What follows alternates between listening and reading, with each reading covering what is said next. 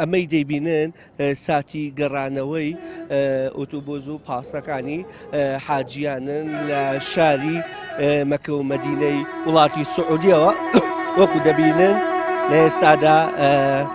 دوو ئۆتۆمبیل زیاتریش بەڕێوەن بەرەو شاری سلێمانی و لە ئێستادا گەیشتنە بەردەم بنکەی حەج و عومرەی سلێمانی و بڕیاریشە پاشکەمێکی دیکە لەگەڵ دابەزینیان لەلایەن کەس و کاریانەوە پێشوازیەکی گەرمیان لێ بکرێ و بەشێک لە کەس و کاریان لە شوێنی بەخێرهێنانەوەیان شوێنی دابەزینیانن وەکو دەبینن ئێستاش حاجیەکان دوای کردنەوەی دەرگای پاسەکانیان لە ئێستادا چاوەڕوانیەوە دەگەوە لە ئێستادا یەکەم حاجی نزیکە لەوەی کە پێ بخاتەوە سەر خاکی هەرێمی کوردستان و شاری سلێمانی ئەمەش دوای ئەوەی کە زیاتر لە مانگێکە شاری سلێمانیان بەرەو شاری مەکە و مەدینەی وڵاتی سعودیە بە مەبەستی بەجێهێنانی فەریزەی حەجی ئەم ساڵی 2025 بەجێهێشت بوو و دەبینێ مەش یەکەم حاجیەکە دابەزیەوە لەلایەن کەس و کارەکەیەوە پێشوازیەکی گەرمی لێکرا. كحاجيان سلام عليكم يا اخوان بخير بيتو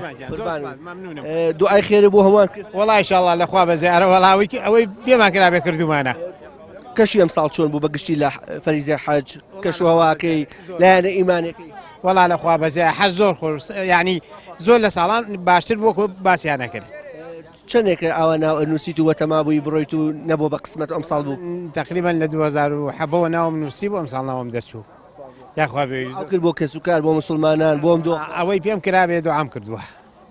با قوربانی تۆم دێەوەی بێت چەند ساڵە چاوەڕوانی ئەم سەفەرە بکەیت و قوربان لەوانەیە بڵێم 30 ساڵە بێت چاوەڕوانم بەڵام الحەمدولە زۆر مرتاحم وەلو من قەزەیەکشم بەسەر هادر دوو قاچم شکاوە بەڵام الحەمدولە لە خۆشی حەجەکە لێرە بوو کە ئەوە حەدەث بەڵێ لێرە بوو یەک ساعتی ماوە بۆ بەیانی کە بەڕێکەوەم کەوەم بەسەر هات بەڵام الحەمدولە لە خۆشی حەجەکە و ئەوە کە زۆر پێ مرتاحم گوتم هەر ئەچم هەر چۆنێ بێ الحمدلله كتوانيتا اي بمدو خوا شلون هاوكاري كلا لعرفه لمسألة باز بخوي جورا او براني لقل ما بن زور هاوكارم بن خوش الحمله او انا خوشي حاجه سو دلمو ام جو هر شلون بي جهدكم طاقه كدم برخون بلان باشكرا ام بيني كخوي جورا هيزك يارمتي مدى بس او دعاء نبقيك لكاتي حاجه كردوتانا بس اللي انا كشو واقع ايوبكا والله طبعا اما الحمله اوني تواني بيتمان دعاء ما كردو بزوي لعرفه